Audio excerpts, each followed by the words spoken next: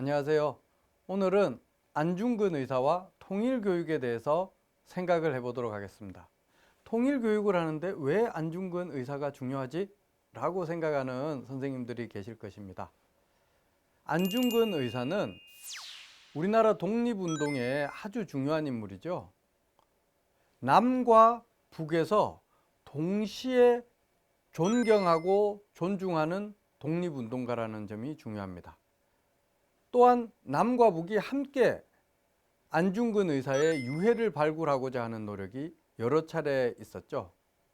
안중근 의사, 동양의 평화를 강조하였고 우리 민족의 자주와 독립을 강조하였던 안중근 의사를 통일교육에서는 어떻게 이야기할 수 있을지 한번 생각해 보도록 하겠습니다.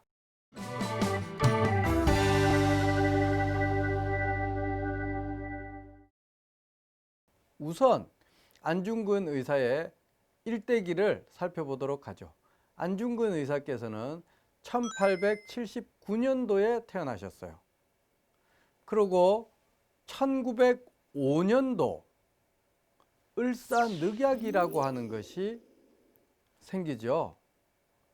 강제로 일제가 대한제국을 침탈하여 외교권을 박탈하던 사건, 시일야 방성대국이라고 하고 우리가 목 놓아서 울어야 될 정도로 그렇게 우리 역사에 있어서는 치욕과 같은 역사입니다.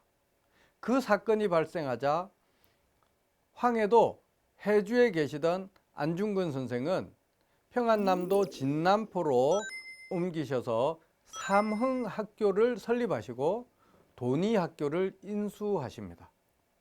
즉 나라가 일제에 의해서 식민화가 되고 있는 시대에 무엇보다도 교육이 중요함을 이해하셨던 것이죠.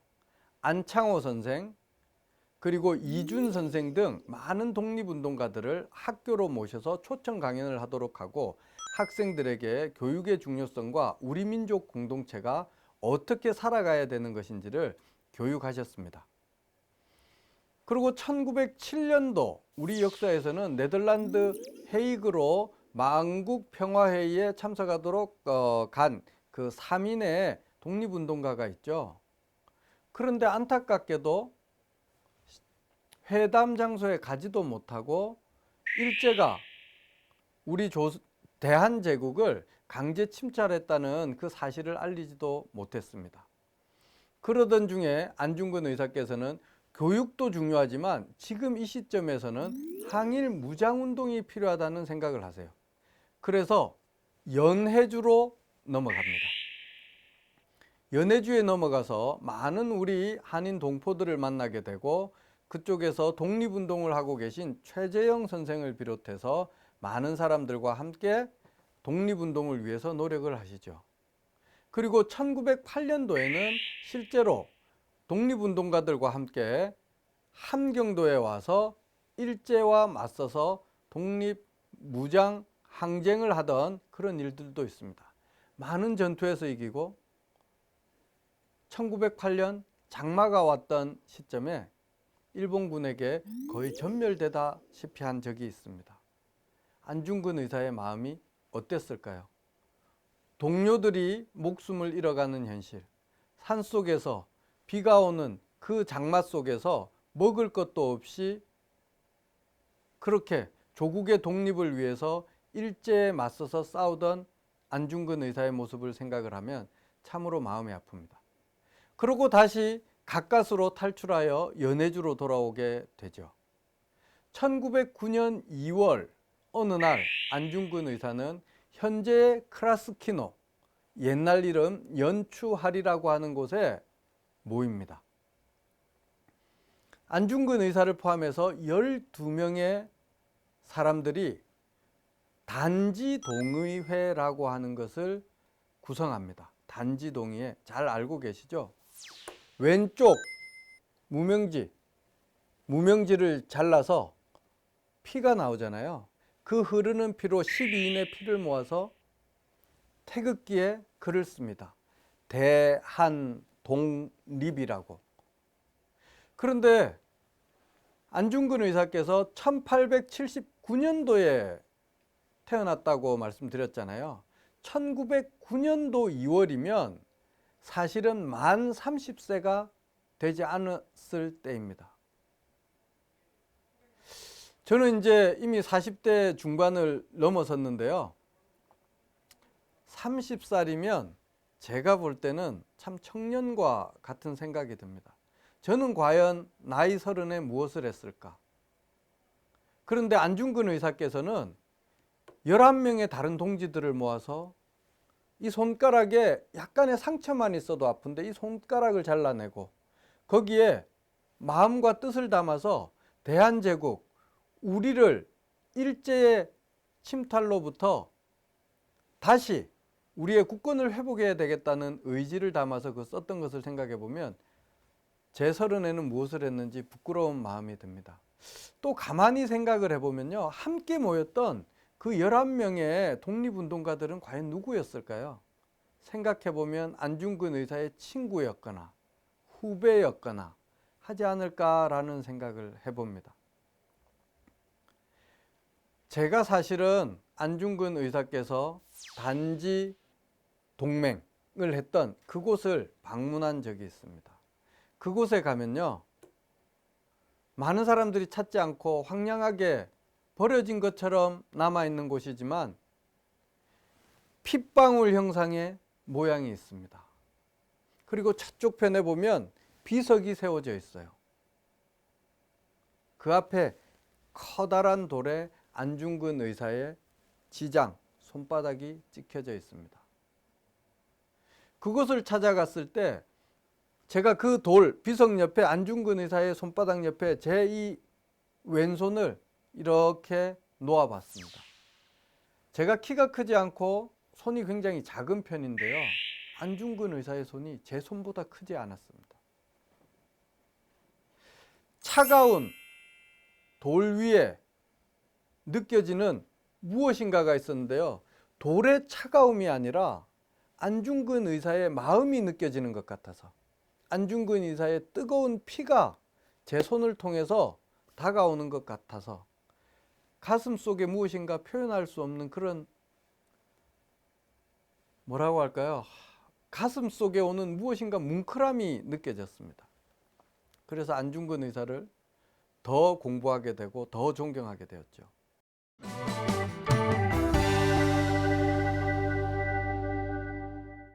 1909년 2월 그때 이후로 안중근 의사는 이토 히로부미를 저격할 그런 계획을 세웁니다. 그런데 왜 이토 히로부미를 저격할 계획을 세웠을까요? 몇 가지의 이유가 있습니다. 첫 번째, 이토 히로부미는 일제가 대한제국을 침략하는 데 있어서 제1의 원흉입니다. 고종 황제에게 을사늑약을 강요했죠.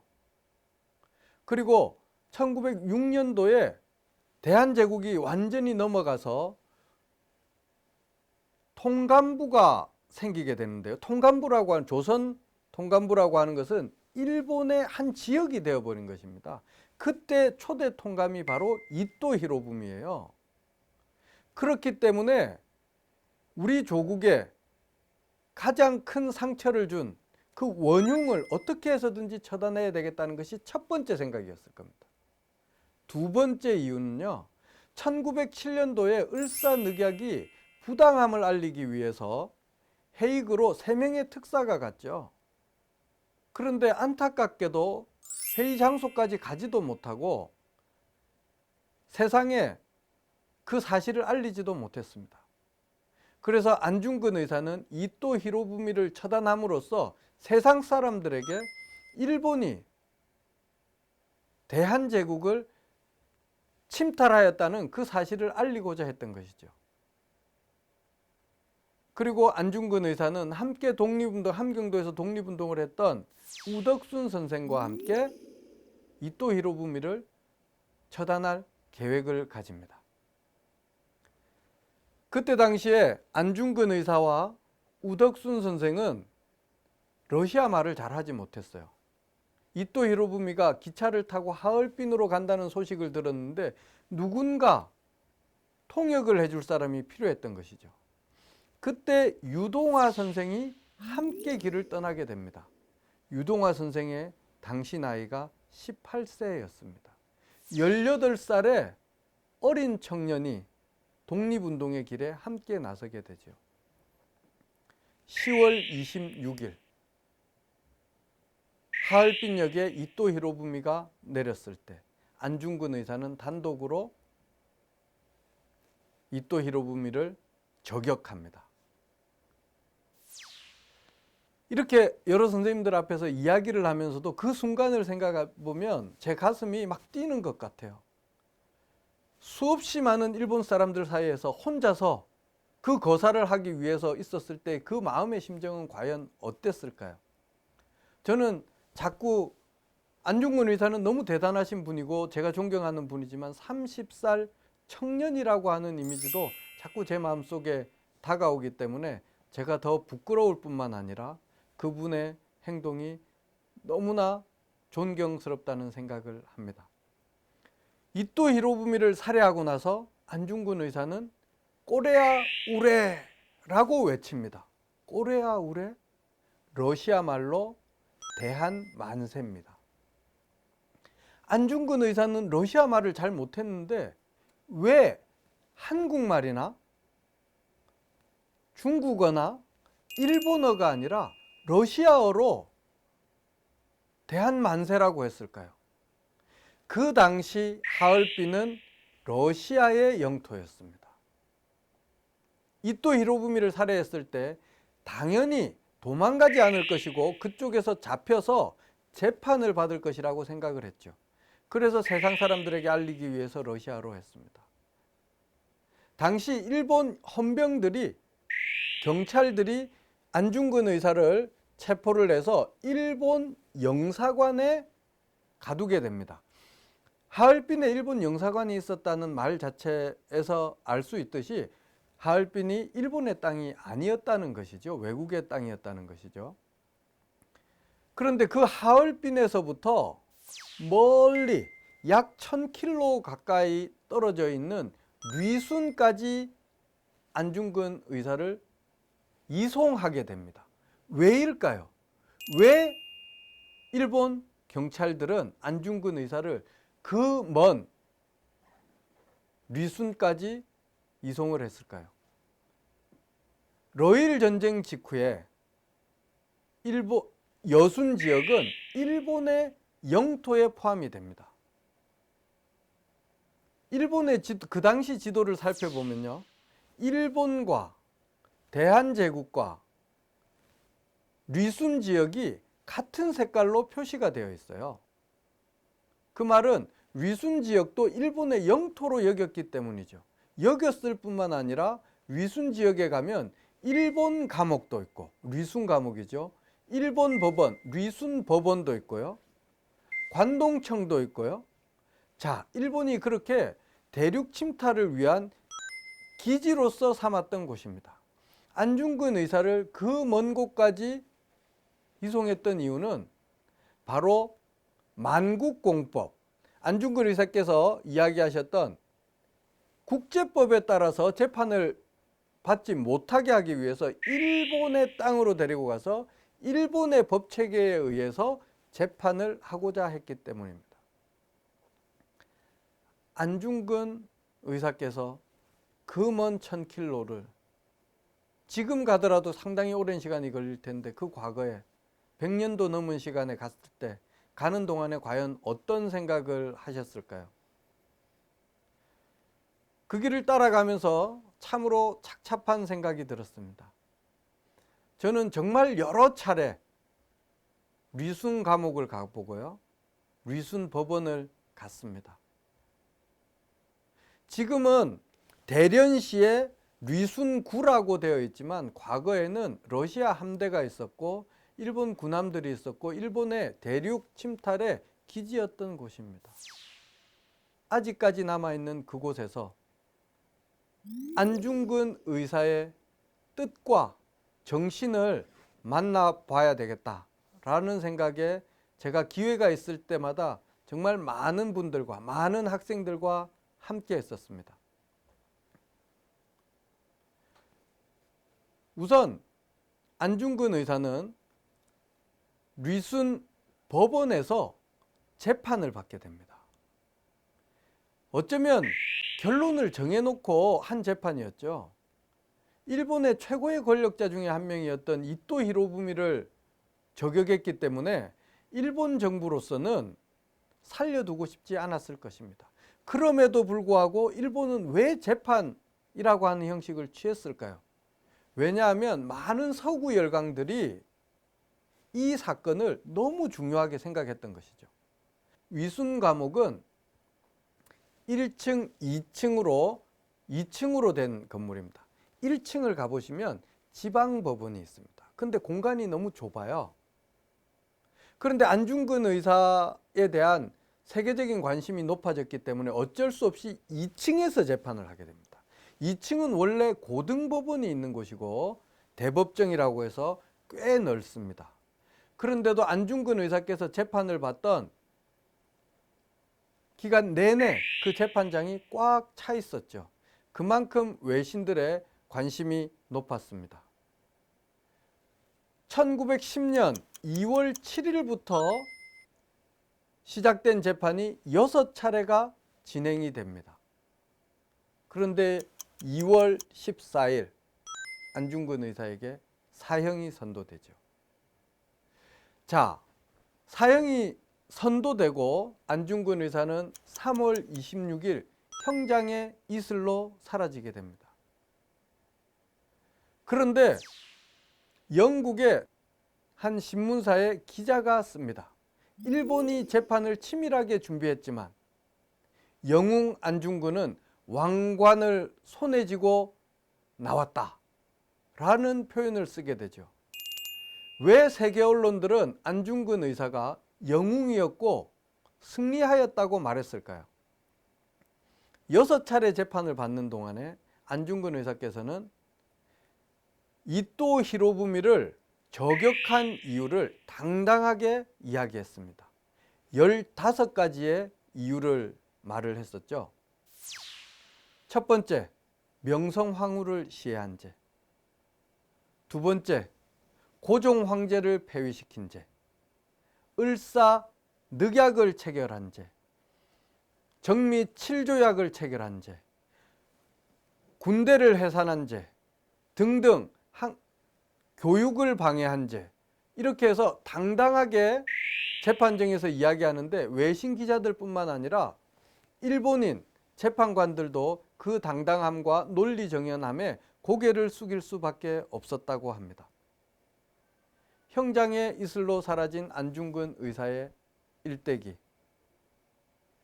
그 자리에 가서 직접 그 마음을 느껴보면 과연 우리 민족은 무엇일까?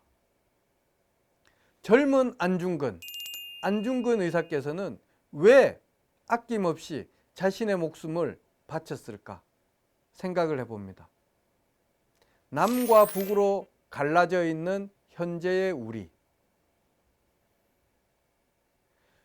현재의 모습이 과연 안중근 의사께서 바라시던 미래의 독립된 조국의 모습일까요?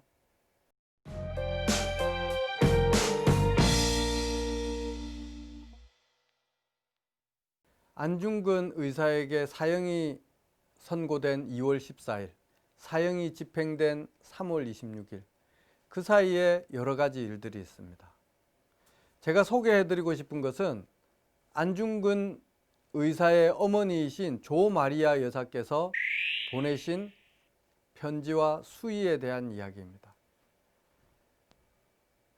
두 동생인 정근과 공근에게 어머니는 뜻을 보냅니다. 그리고 아들에게 죽을 때 입는 수의를 보냅니다. 그때 이런 글을 쓰죠.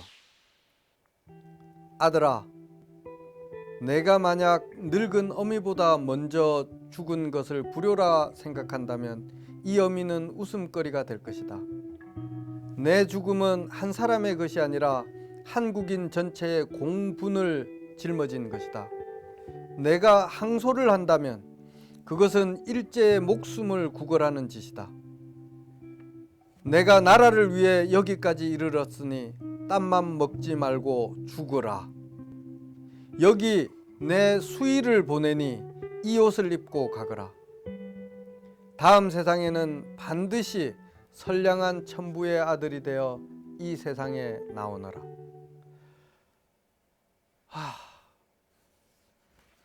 이 글은 읽을 때마다 가슴이 뭉클합니다.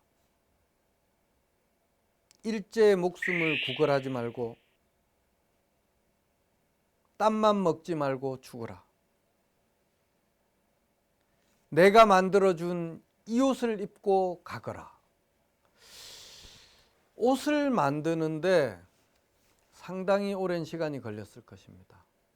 한 땀 한 땀 바느질로 만들었을 그 옷, 어머니는 어떤 마음이 들었을까요? 안중근 의사의 생각도 마찬가지였을 것입니다. 목숨을 구걸할 생각이라고는 전혀 없었을 것입니다. 하얼빈에서도 그랬고 재판을 받을 때도 그랬습니다. 하지만 어머니의 마음과 아들의 마음은 같았습니다. 조국의 독립을 위한 그러한 노력, 아낌없는 노력, 목숨도 내어놓는 그런 노력이 필요했던 것이죠.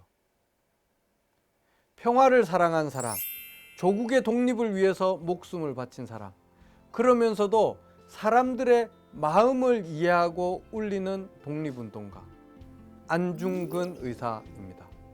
안중근 의사의 생애와 정신이 분단되어 있지만 남과 북의 모든 동포들에게 전해지기를 바랍니다. 여러 선생님들의 목소리와 수업을 통해서 우리 아이들에게 그리고 그 후세에게도 전해줄 수 있었으면 좋겠습니다. 안중근 의사에 대한 생각, 어쩌면 민족 공동체의 과거와 현재와 미래를 생각하는 우리에게 있어서 통일교육의 진정한 출발점은 아닐까요? 여러분들과 함께 안중근 의사와 통일교육에 대해서 이야기하는 시간을 가졌습니다.